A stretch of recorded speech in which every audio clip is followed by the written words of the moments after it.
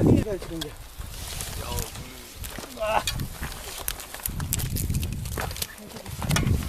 Güçte yetmiyor ki.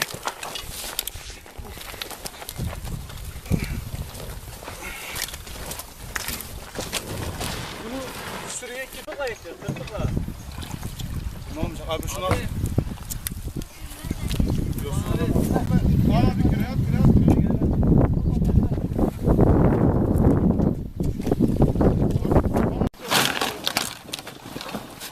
Yeter onlardan. Hadi gel hadi. Bir daha. Al abi al.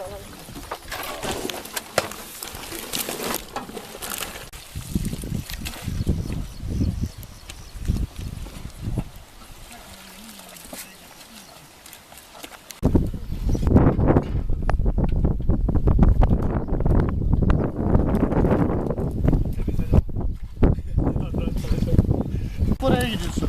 Evet yok çok güzel atıyor ağzına. Sinan, küreği şeyin üstüne koy.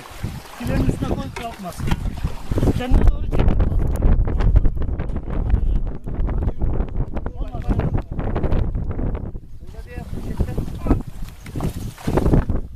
Dirgenci. Şuraya hemen dirgenle Fatih.